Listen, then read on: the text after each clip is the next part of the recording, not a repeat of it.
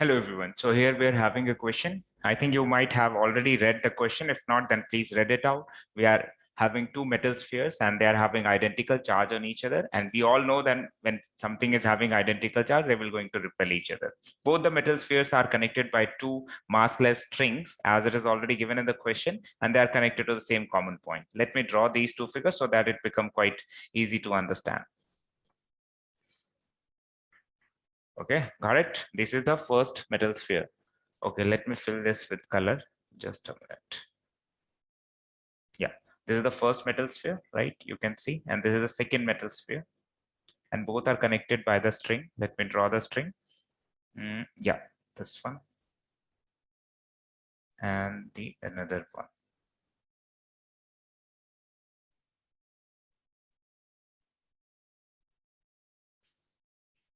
And the distance between both of them is already given to us. The distance between both of them is actually d. The length of the string is L. They are having charges Q. Let me draw this with some. And I'm going to draw the perpendicular bisector of this thing so that it would be easy to have the right triangle.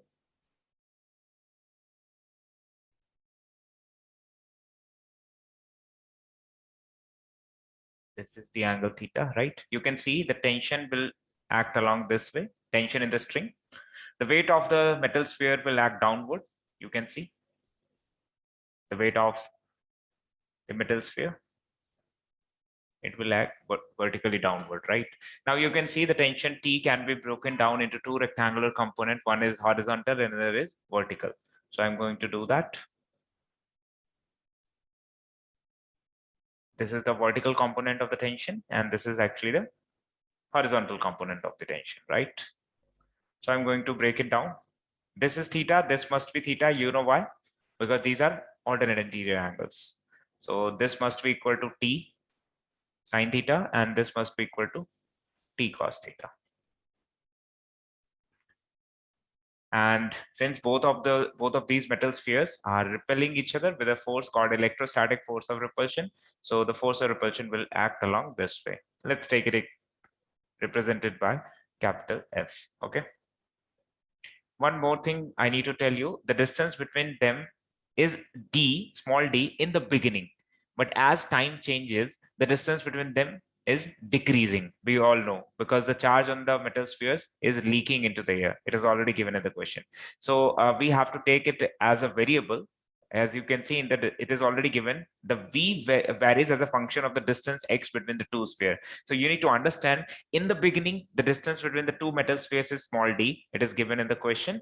And as the time passes, the distance also decreases. So as a function, as a variable, we have to take it as x. Okay. So x is basically the distance between the two metal sphere at any time t. You need to understand this. What is x? X is basically the distance between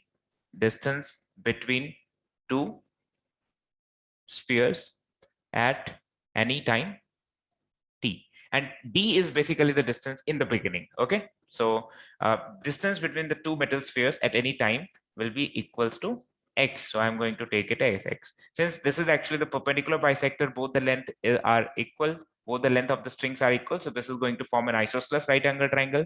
This is perpendicular, so this distance must be equal to x upon 2. I hope it is clear to each one of you. Now this is clear. Now let's do it.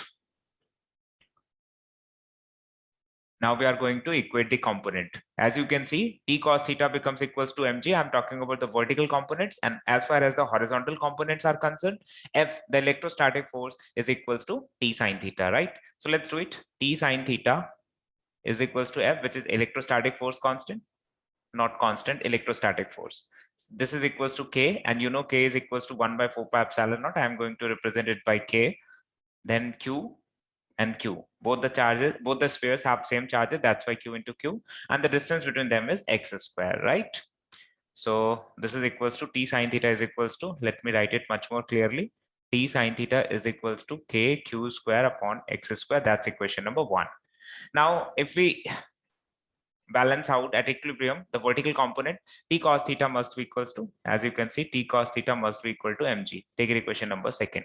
I'm going to divide both of them. You must be thinking why we need to divide, because we have to eliminate the tension. It has no role in the question. So let's divide first by second. When I divide it first by second, you can see t sin theta upon t cos theta.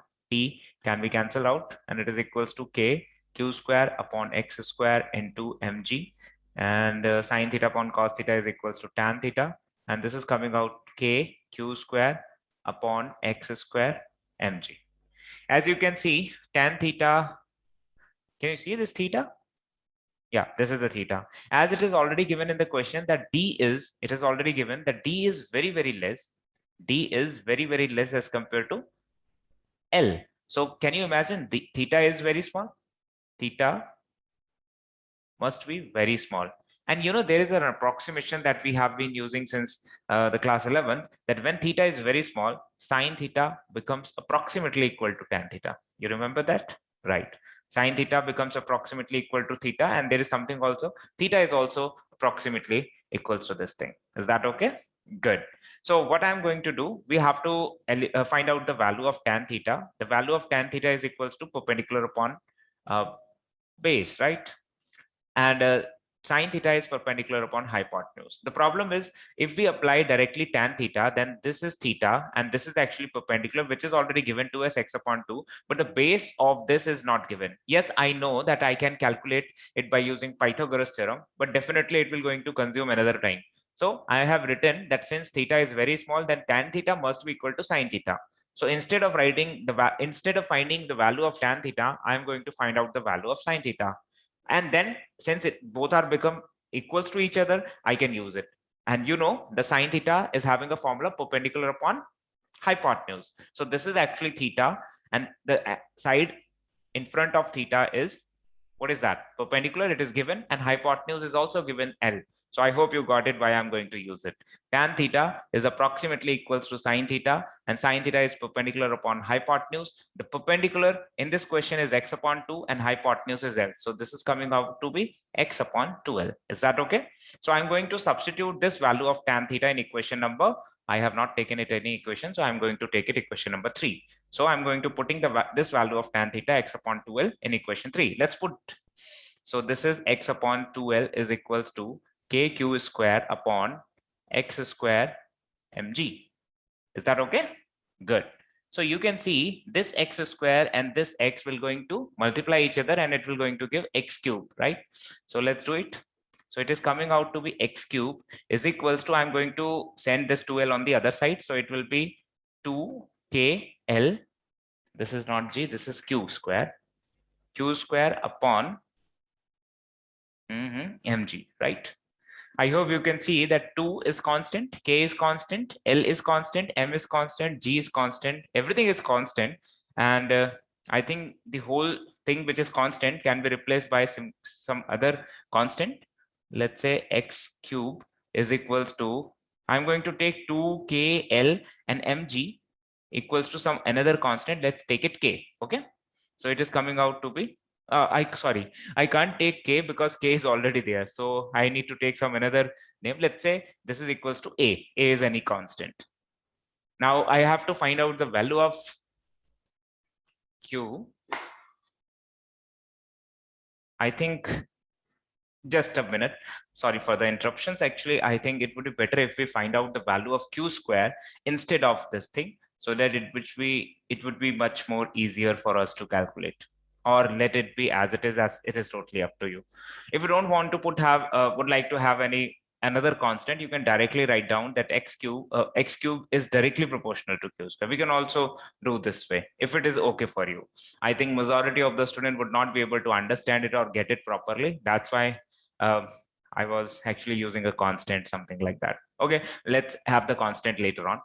So what I'm going to do is I can write down this like this. Q square is directly proportional to x cube. I have to find out q. So q is can be written as x raised to the power cube and this whole 1 by 2. You know very well, if I remove the square, then I need to put the under root. Under root is having value 1 by 2, so I can write it like this. So this can be written as x raised to the power 3 by 2. This is equals to, q is directly proportional to, my mistake, I have written it equals to, q is directly proportional to x raised to the power 3 by 2.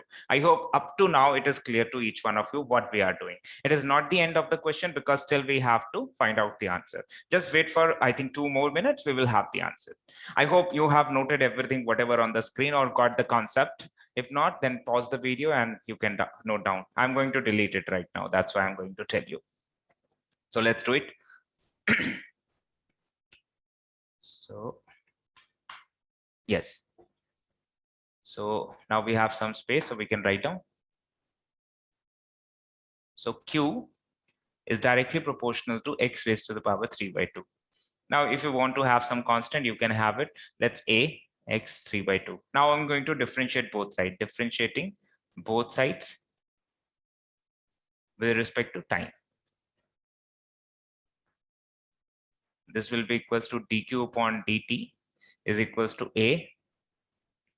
And you know what happens in differentiation? The power comes in the forward part, and we have to subtract 1 from the power and dx upon dt.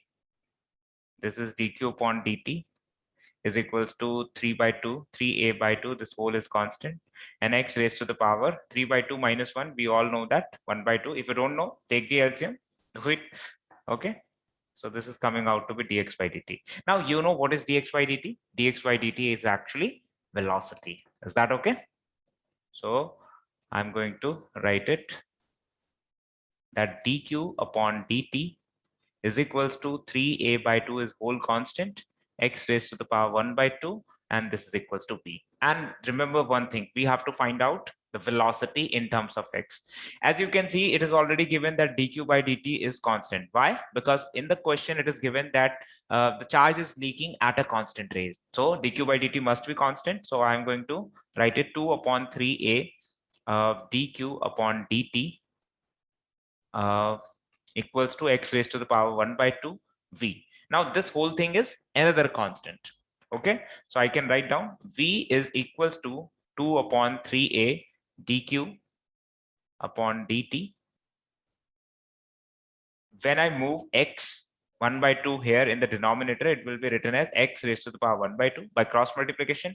But if I move x raised to the power 1 by 2 in the numerator, it becomes raised to the power minus 1 by 2. So v, since this part is again a whole constant, so I'm not going to write it. I can write down directly. V is directly proportional to x raised to the power minus 1 by 2. Is that okay? Now you can see which option is correct in the option out of all those 4 options. You can see the A option is correct. I hope you got it, right? I hope each one of you got this. If you don't got it, then try to watch this again. And if you still have any question left, then do let me know in the comment box. Thank you very much.